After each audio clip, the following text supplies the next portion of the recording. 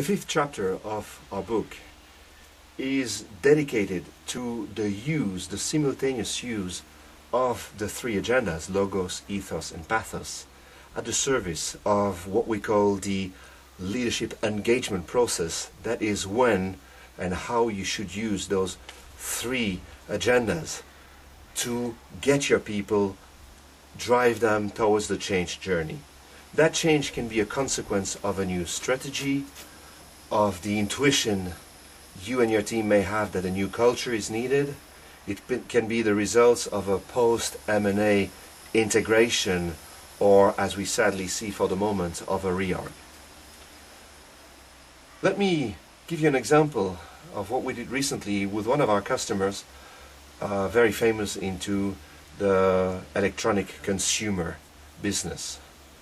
They had come to the realization that a solid change was needed in terms of strategy, organization, but more than anything else, culture and way of behaving, if they were to regain the consumer touch that they seem to have lost to other competitors. The leader in charge of that change decided to invite as large as possible a group of followers, and we ended up being with 150 people for 2 days. The first thing he did with his management team was to spend sufficient time to play with the change, giving people space and possibility to challenge, to ask questions, to share their concerns, their disagreement about the new strategy, the new organization, and the call for a change of attitude and values. At the end of the 2 days, this leader had succeeded because it was obvious that he was not going to be alone to carry the burden of change, but was going to be supported by the 150 plus people present in the room. As a way to support this strategic intent, he and his team had decided that they would openly display a leadership style that was congruent and coherent with a new direction.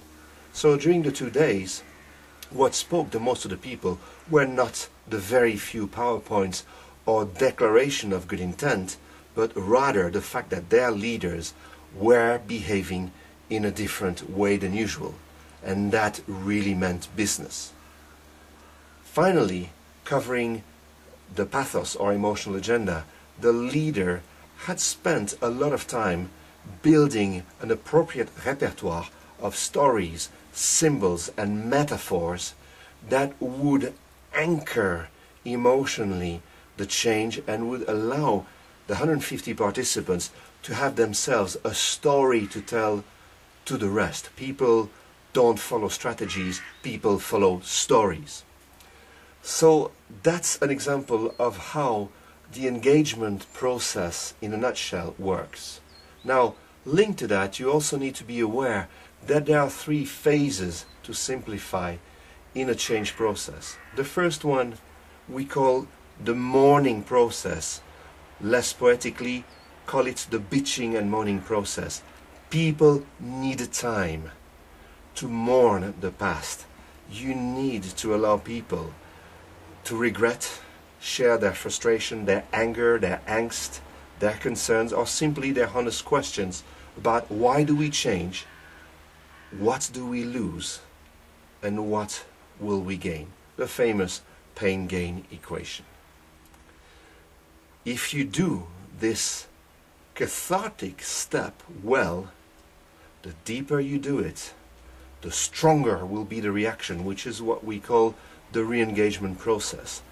People will from themselves decide to roll up their sleeves and say, look, enough bitching and moaning, let's go back to work. That is absolutely fine. The only danger there is that they might go a little bit action for action's sake, too reactive, too anxious, the headless chicken syndrome, and you need to make sure that this energy is properly channeled. And we give you a few tools in the book to ensure this is taking place. The third step is the anchoring process and links very strongly with the pathos, in order to make sure people don't revolve, because they will fall back. there will be relapses and recoveries. So in order to provide them with reasons to hope and provide them with a higher level vision, you need, as leaders, to anchor this change very strongly with, again, symbols and metaphors that will help people move in times of doubts. This is, in a nutshell, what chapter 5 is about.